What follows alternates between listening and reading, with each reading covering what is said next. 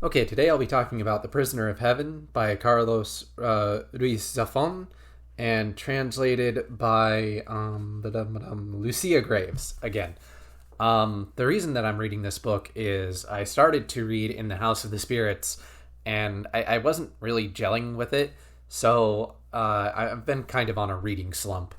And I figured I was just going to take a wild shot in the dark and go ahead and read this because, as I mentioned before, I really The Shadow of the Wind is a massive guilty pleasure for me. I really enjoy the Angels game as well, and I've never cared about picking up the follow-ups in the series. I thought both books did exactly what I wanted them to do. They told complete stories on their own, and they didn't need any expanding. And this is going to be a slightly different format, and the title is going to be slightly different because this isn't a review of The Prisoner of Heaven. It will be in part, but it's really how The Prisoner of Heaven stands for absolutely everything I hate and loathe about prequels and sequels.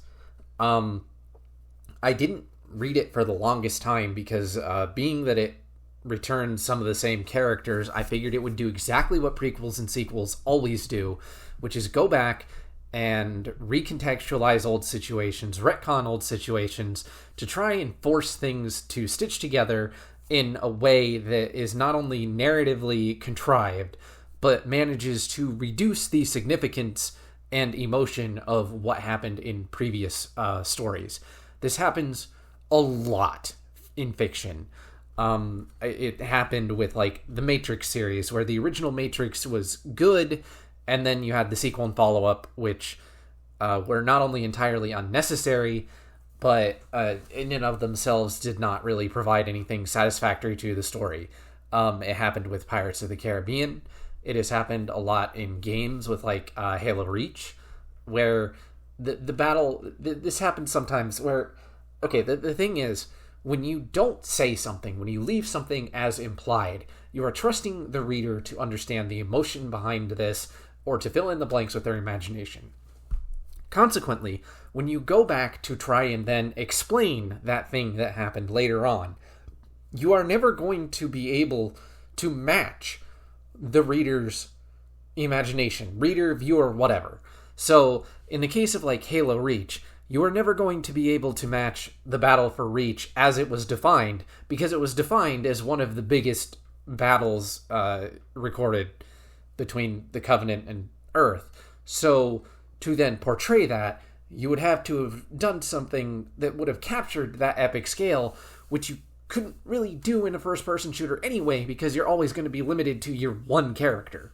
So, in that sense, Halo Reach, while being a very good game in terms of gameplay, utterly failed to capture the spectacle of Reach. I think I really first noticed this with the Rhyria Chronicles, where there was this epic heist that they were going to pull off, that they were known for pulling off. And of course, at some point in the series, it has a flashback to that heist, and it makes them look like bumbling idiots who barely managed to accomplish anything, which kind of matches their what they ended up being. It wasn't really what they were supposed to be, but bumbling idiots who barely managed to accomplish anything basically sums them up in the whole fucking story. Another example that I use a lot, I had to pause and think for a second because it's not an example I use a lot, but Red Letter Media once did the video on this, talking about Solo and how the movie Solo, A Star Wars Story, pretty much had to feature the Kessel Run because there's nothing else you really know about Han Solo's character except that he made the Kessel Run in whatever parsecs. I'm not the biggest Star Wars fan, but I enjoy watching their analysis of movies.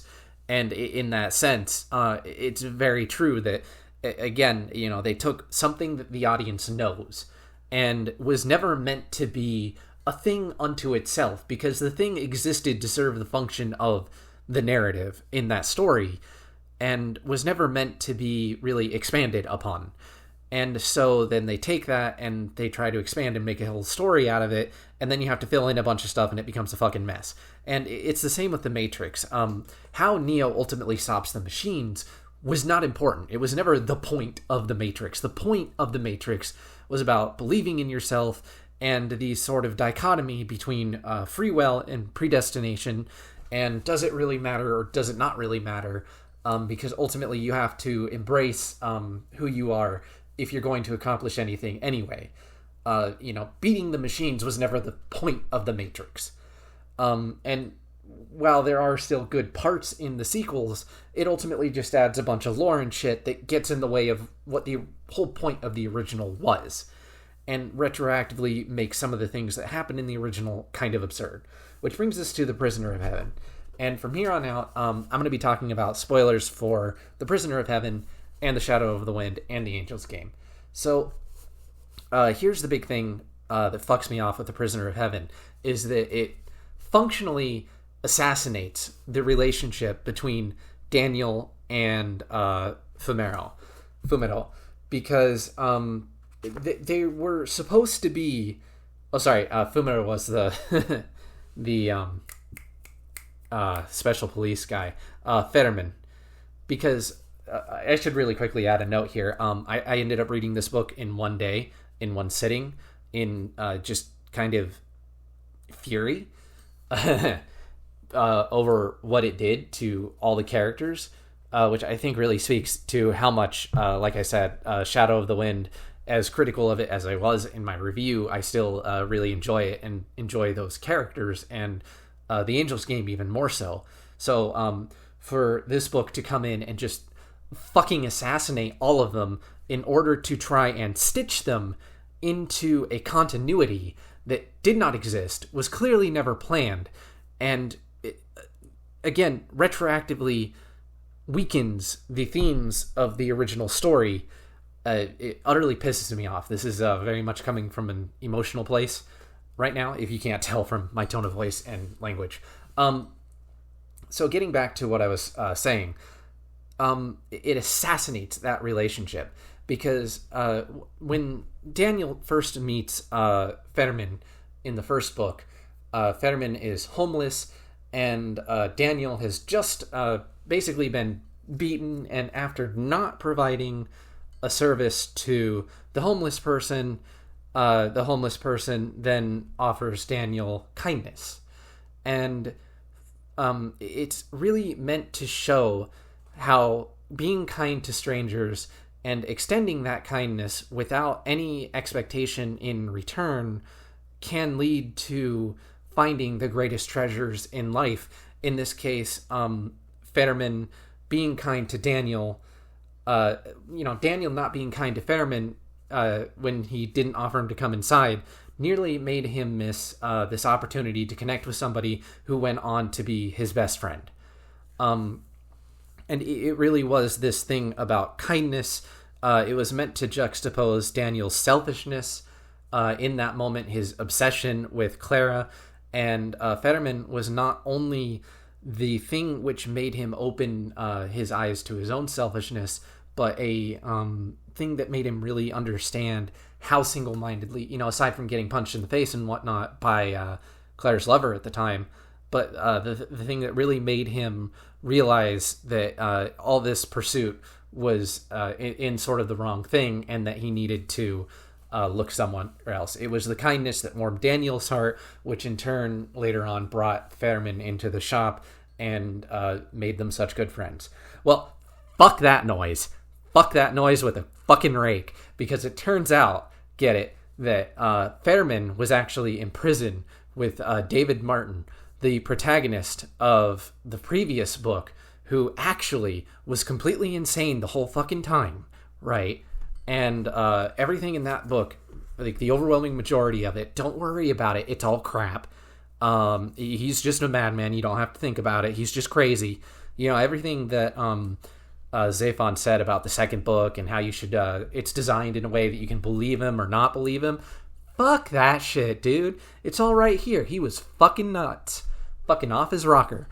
So then, it turns out that he really loved Isabella. Isabella was the only thing, the most important thing to him.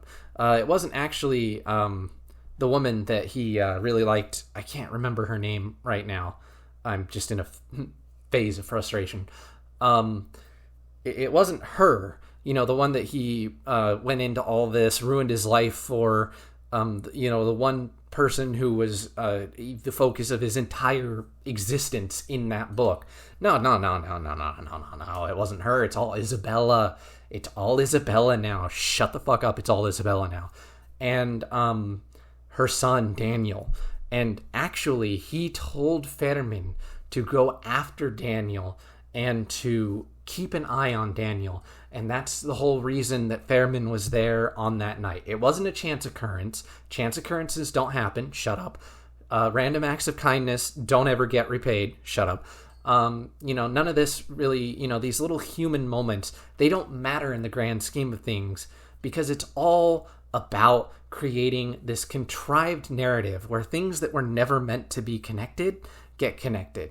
Things like Daniel's mother dying and her final wish being that Daniel should not be told to remember the war. You see, in The Shadow of the Wind, a book that very much takes place in the shadow of the war in Spain, I just took it to be a broader statement about how traumatized that whole generation was by the war as a whole. It didn't need to be any single instance. It was the whole thing, because you got those instances through Nina, through Julian, through Fumero, through Fermin, about how horrible and tragic the war was. And so, not telling Daniel, having the mother who wasn't a part of the story, not telling, wanting Daniel, her son, not to know about the war, it was really about the broader horrors that went on during the war, was how I took it at the time. But no, don't worry about it. The Prisoner of Heaven is here to tell you that the reason that she didn't want Daniel to think about the war was because actually her illness was she was poisoned by a guy who is now set up to be the arch villain of the whole series, because we needed an arch villain of the whole series, but the first two books didn't have an arch villain really of the whole series, so we had to go back and kind of make one. So he's the guy that killed Daniel's mother. She poisoned her, and also she prostituted herself out to him a few times.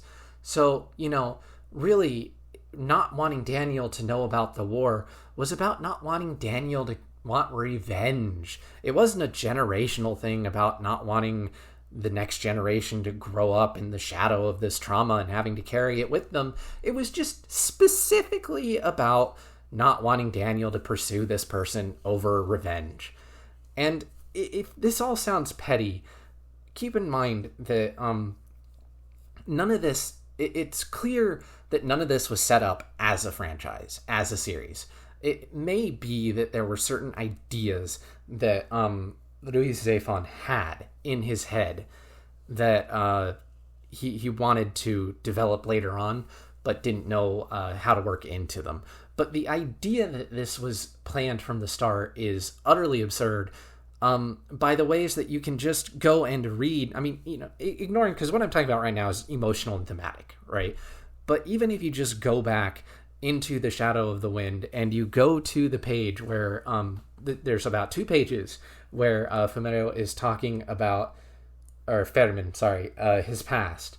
And it is so disconnected from what you read in The Prisoner of Heaven. And I understand that you could say that, Fumero Fermin was lying to cover up and protect Daniel. But first of all, I don't buy that, because really all he would have had to have lied about was his connection with Martin, and Martin telling him to take over for or to look after Daniel. But that's not the only thing he lies about. The multiple details are wrong. And this isn't the kind of stuff that I care about. I mostly care about themes. But this is more about arguing against this idea that this was planned from the start, because he talks about how he found solace in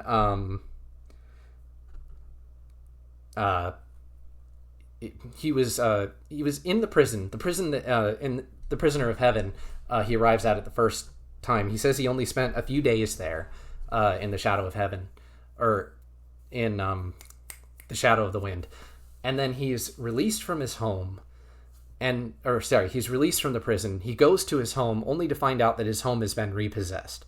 Well, and then he is arrested again and spends time in a different prison. In The Prisoner of Heaven, when he goes to the prison at the castle, it is the first time that he's been seen there, immediately after his run-in with Fumero. And it's also explained that the only reason that he survived in Shadow of the Wind is because he was looked after 2 months by a woman whose family was killed in the war. In The Prisoner of Heaven, the timeline is that he escaped from the prison. It was only the one prison. He spent all the time there. He escaped and then recovered in a shanty town where he was looked after by several people, including another escaped prisoner who kind of, while there was a woman who is barely described, the woman looked over him. The man was really the one who guided him and helped sort of redirect him and give him purpose. And then when he goes back to his house, when he's actually warned from going to his house by this man because ostensibly he's already dead. In The Shadow of the Wind, it says he went back to his house and found it repossessed. It was not that he was listed as dead, it was that it was repossessed. So then on top of that, what happens next is in The Shadow of the Wind, he's described as not having any money at all, couldn't get a job, couldn't get any money at all. Meanwhile, in The Shadow of the Wind, in The Prisoner of Heaven, he literally, there is literally a line on page 154 of my copy. He had hundreds of jobs and no friends. He made money, which he spent. It's a direct contradiction to the story that he told Daniel. And again, it's not a contradiction in terms of the things that he's actually trying to protect Daniel from. It's a contradiction in terms of Zafon, when he wrote The Shadow of the Wind, had not planned the story out, that then when he went to write The Prisoner of Heaven, he now went back to retcon. And it really fucks with the emotional through line of the scene in The Shadow of the Wind, because in The Shadow of the Wind, this is a scene where Fairman is appealing to Daniel to trust him, to be his friend, because his story is that during the war, he was tortured so badly that he feared for his life, that he became a coward and sold out the people, that he was a spy, that he became a coward, and that he sold out the people that he worked for. Sang like a canary was his thing, and that he's been carrying this guilt with him the whole time, and that it wasn't until he found Daniel that he regained a purpose in life and found something to live for, and he is basically asking Daniel to trust him. Now think about how absolutely absurdly fucked this conversation is if you go with the canon of The Prisoner of Heaven, where essentially he is just bald-faced lying to Daniel at this point in the story, begging for his trust, basically thanking him for giving him something to live for, and it's all a lie.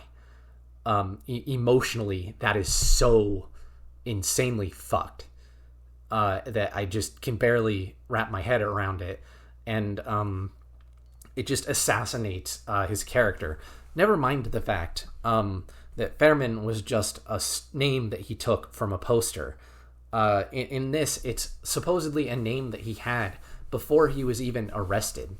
And then he was arrested, thrown in jail, escaped jail, then came back to Barcelona later, and when he runs into a prostitute in the street, introduces himself with his own fucking name. He is a wanted man at this point. He believes himself to be a wanted man, and he introduces himself in Barcelona with his own goddamn name. This is not the Fairman of The Shadow of the Wind who seduced and could be clever and get his way into anywhere or get anyone to talk by adopting these different personalities. This is a man so stupid that he walks into the city of wanted man and uses his own fucking name in public, observed by many people. Then you also have the aspect of his story. God, I have to pause for a minute here again just to calm down. Okay. Then you have the aspect of his story, which he told Daniel, which is, again, that Fumero would pick him up from time to time and torture him, just for the fun of it. Which, this is, again, in the same speech that he's giving Daniel about why Daniel should trust him and his history with Fumero. Again, if you go by the Prisoner of Heaven, it is all a lie. Everything he's saying, basically everything he's saying to Daniel in that speech is just a lie. Which, yeah, this is why I hate prequels, sequels, anything, because it takes events that have emotional resonance and meaning, and like I said, it restitches them in order to make a contrived connection where previously there was none.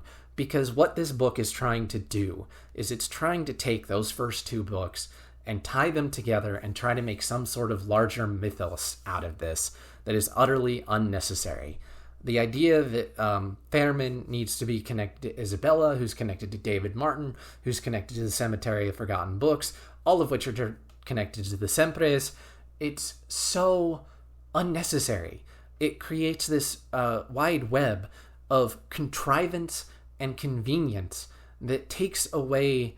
It is literally sidelining the humanity and the emotions of what is going on in these individual books in order to make a larger story that is literally only, like, it only serves the function of being twists for the sake of twists, reveals for the sake of reveals, all just to shock you and connect things in ways that weren't connected and don't benefit thematically in any way for being connected. The only way that they benefit is, like I said, to shock the reader. It is basically the lowest common denominator of writing, and it's astonishing the way that it just assassinates almost every single character in the story. Because, again, why would Fumero pick up it's just contradictions. And even just on its own as a book, I don't think The Prisoner of Heaven is very good. I mean, the whole thing is kicked off by the appearance of a character to their shop. And the character is asking after Fetterman in what feels like very much reminiscent of Fumero's first visit to the shop. And he's this shady character, and Daniel tries to follow him, and you get this whole backstory about him, and blah, blah, blah, blah, blah. And then the whole thing that he's been looking for them, Fetterman just hands it to him, hands him the key that he's been looking for. He opens the lockbox, turns out he's been swindled, and then he dies. And he's just out of the story. He actually served no function to the story except to kick off this whole thing, give Fairman a reason to dump his past. Really, like, even, I say kick off, but even then, it really just serves to force Daniel to ask Fairman about it, and Fairman to, I guess, decide now to tell him the whole story. And again, the whole reason behind a lot of that is to try and artificially tie things together that were never meant to tie together originally, which then ties into creating this sort of big bad guy whose apparent goal is the Cemetery of Forgotten Books, and leads to one of the dumbest fucking ideas I've ever seen, which is Daniel finding a note in Beatrice's pocket that suggests that she might be having that she's just getting letters from her former fiance, that he still misses her and whatnot, which creates the most contrived. I hate it when sequels do this, when it ends with a couple getting together and then you have the stupid unfaithful arc where one character suspects the other being unfaithful and then it turns out they're not, and They get mad at each other, but then they reaffirm their love for each other at the end, and everything is just back right where they started, and it's just a giant just dancing around in circles for absolutely no reason. But I love this. I absolutely love this. Valls. Valls is the name of the person that they tried to make to be the big bad guy of this whole thing. Senor, I was saying, sir, that Senor Cacos Bueneda's booking is in the name of Ericones Ariadna. Would you like me to put you through to his room? The phone slipped out of my hands. Ariadna was the publishing firm Mauricio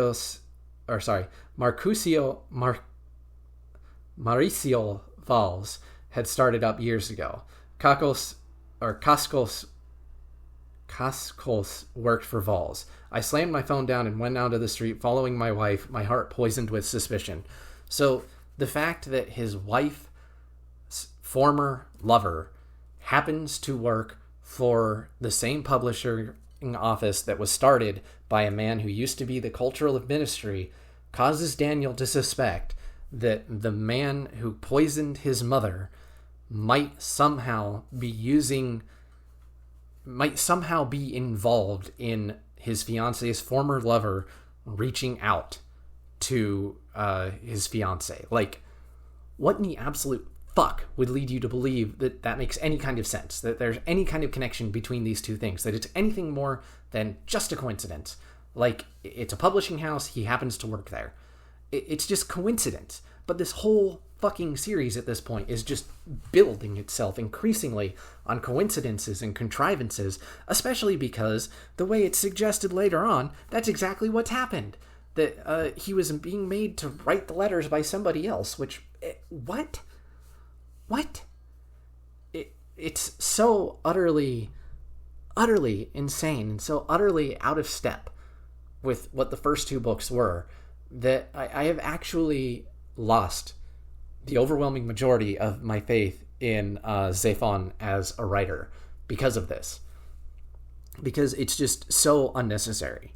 And in a way, I'm almost mad at myself because I knew it would be like this from the start.